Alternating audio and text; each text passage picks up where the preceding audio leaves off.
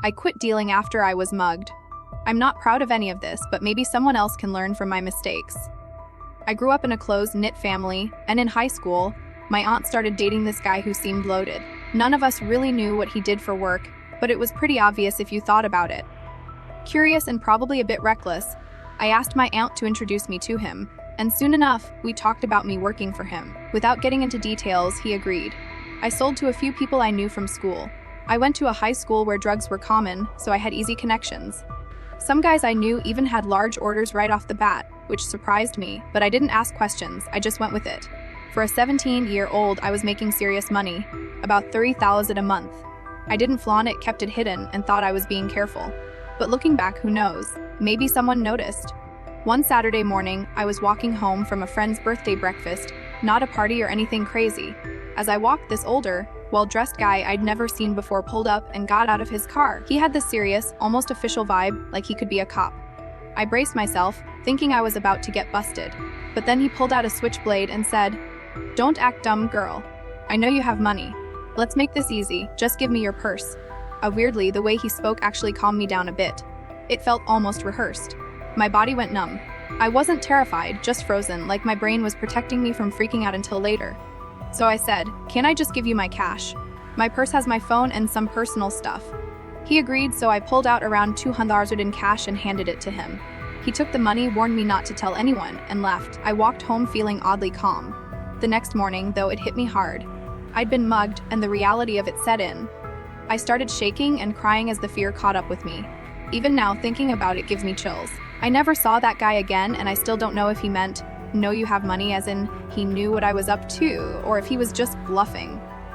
In a strange way, though, that guy saved me. The incident shook me so much that I knew I had to quit. I told my aunt's boyfriend what happened and that I was out. He just told me to send my clients to him and move on. I did, and that was the end of it. It's been almost 10 years now, and I haven't looked back. I whisper "I love you" to my wife every morning just to wake her with a smile. I used to take pride being a more stoic person, the rough guy who grunts rather than say his feelings out loud. Ever since we got married, I wake up to this gorgeous woman on my arms and I can't help but say it. And every time I do, she either smiles and say it back or keep on snoring so adorably. I'd not admit this to my family nor my friends. I hope one day I can declare my dorky morning ritual to them, but for now I'll keep it here. Saying "I love you" to her every morning, whether she says it back or not. To the child I won't have, I'm very sorry. Today, I finally did it. I went to the doctor and confirmed my pregnancy 8 weeks, 5 days. When I was younger, I always thought I'd be a mom. I imagined which school you'd go to, the sports I'd cheer you on, and over the weekends. I pictured myself as an established working mom, dropping you off before heading to my office, sharing a beautiful life with a partner by my side. I promised myself I wouldn't start a family until I was financially secure and ready. But here I am, pregnant and far from ready. I can't keep you. I can't even afford regular check-ups, let alone the birth itself. I'm in between jobs, without health insurance, living with my mom in a home without space for you, and without the savings to move somewhere else. I can't afford baby supplies, childcare, or even dream of your schooling. It feels like a betrayal to you, but bringing you into this world would mean starting you in a life of struggles I know too well. To the child I won't have, I hope someday you'll understand. I wish I were stronger, that I'd made different choices. I wish I could keep you, raise you, and love you the way I always dreamed. I'm sorry, my sweet one, that I couldn't be the mother you deserved. Paid off our mortgage but can't tell anyone. My husband and I are in our mid-30s and bought our house 11 years ago. Last year in October, we managed to fully pay off our mortgage, and we are now fully debt-free. I'm so proud of us for achieving this. We have worked hard, sacrificed holidays, put every penny into our mortgage, and now fully own our little house. Our family know we have paid off the mortgage, but we haven't told any of our friends. Some of them are renting, some have mortgages, some are struggling financially and live in month to month, and we feel as though telling them could come across as insensitive during this time. I'm sure they would be happy for us, but it still feels like we would be bragging, and we don't want to come across like that. Since then, we have improved the house, installed triple glazing, added solar batteries, etc., as we plan on staying in the house for the foreseeable future. So, I'm making this post as I just wanted to tell someone and get it off my chest. A man breaks out of his coffin and walks again. The first thing Henry noticed was the tight press of wood on his shoulders and the eerie silence, thick and suffocating. He blinked, searching for any hint of light, but there was only blackness. His fingers skimmed the smooth wood around him, confirming the nightmare he was inside a coffin. Panic surged as he inhaled, the scent of soil filling his lungs. Fueled by fear, Henry pushed hard against the wooden lid, feeling it strain and crack under his weight. With trembling arms and straining muscles, he forced his way through, splintering wood and clawing up through the earth until his fingers finally broke through to the cool night air. Henry emerged, soil spilling off his shoulders, gasping in the moonlit graveyard. The silver light cast eerie shadows across tombstones as he stumbled forward, each step shaky as if he hadn't used his legs in ages. His mind was a haze of fractured memories, a lake of familiar voice, and a hollow emptiness that gnawed at him. Just then, he noticed an old caretaker nearby, leaning on a shovel, his face frozen in horror. Henry tried to call out to ask for help, but the caretaker's scream shattered the night as he dropped the shovel and fled. Henry looked down, examining his hands, pale, lifeless. He touched his face, his skin cold and papery. A chilling memory surfaced, drowning, the darkness closing in, and then nothing. Pain flashed through him as fragments of the truth clawed their way up. A figure appeared at the edge of the graveyard, a young woman holding a lantern. Her eyes widened as she saw him, her gaze soft and familiar. "Henry," she whispered, her voice trembling in the silence. At the sound of her voice, memories poured back. The lake, the fight, the boat. Her name, Layla. The lantern's light revealed her tear-filled eyes, brimming with guilt. "Henry, I thought you were gone," she stammered. "They told me there was no way you could have survived ya." But Henry remembered everything now. The boat hadn't capsized by accident. She had been there and she had pushed him. His lips curled into a cold smile. "I survived, Leela," he said, his voice chilling. "I came back." As he took a step toward her, she stumbled back, dropping the lantern, its flame casting wild shadows across her face. Henry moved forward, fueled by memories of betrayal, the darkness in his heart a mirror of the night.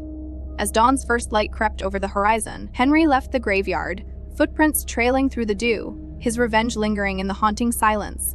Never accept luggage that isn't yours. For 5 years, I ran a small restaurant in a well-known rough part of town.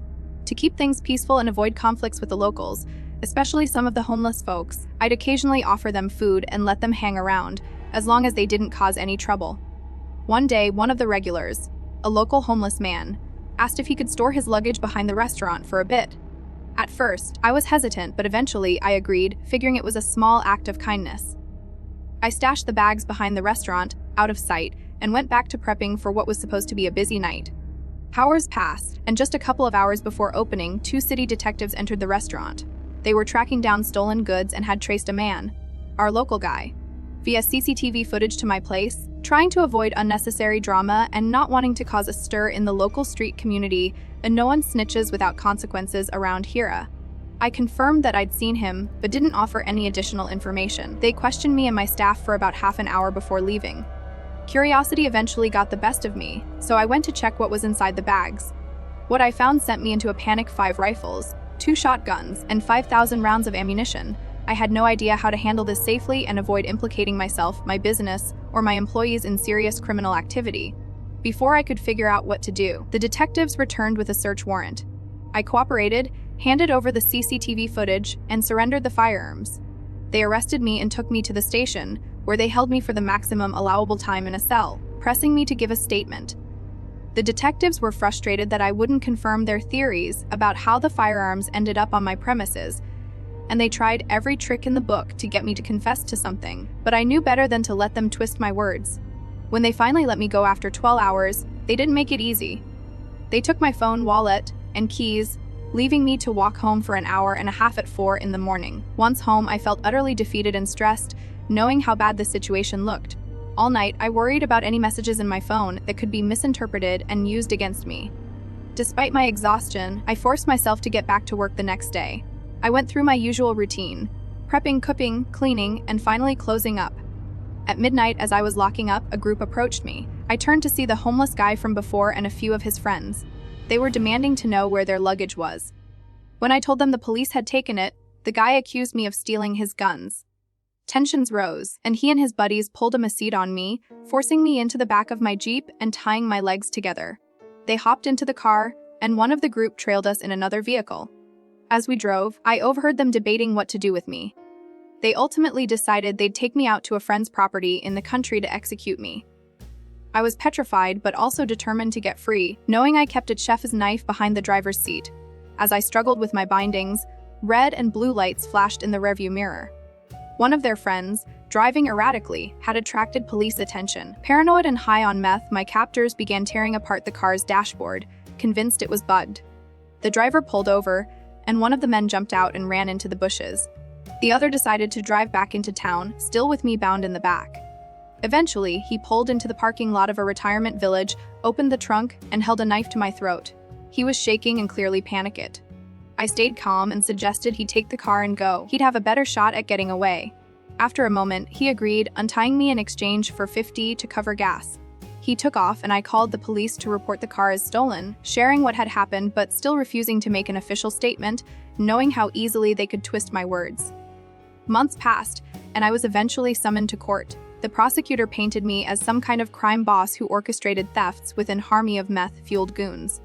I finally shared my side of the story in court, and after a grueling few hours, the judge ruled that while I was technically guilty of having possession of stolen firearms, the circumstances were murky. I was sentenced to 80 hours of community service. For the next 2 years, I did my best to move on, running my restaurant as usual, until recently when things took a surreal turn. Out of nowhere, local news outlets and papers picked up my story, making it front-page material. But they didn't bother with the court's findings. Instead, they ran with the police commissioner's dramatic version, labeling me as gang affiliated, and implying I'd staged the whole event to appear as a victim. They even used photos from my social media to paint the worst possible picture of me. Now, because of this so-called reporting, I've been banned from operating any venue. I lost my job, my reputation is in tatters, and I've been left essentially homeless. All these consequences over one bad decision to help someone in need, to hold on to what I thought was just luggage. Thanks, Reddit, for letting me share the story that everyone else twisted. AITA for getting an apartment without my boyfriend. My boyfriend at 27 has had his own apartment for about 2 years, while I've been living with my parents. Over the past 6 months, I've casually brought up the idea of us living together, even suggesting we could split rent and get a bigger place. I spend up to 5 days a week at his apartment, so I thought he'd be open to the idea, but every time I mentioned it, he changed the subject or shrugged it off. Eventually, I found an apartment for myself and asked him beforehand if he'd be upset if I went ahead and signed the lease. He shrugged it off.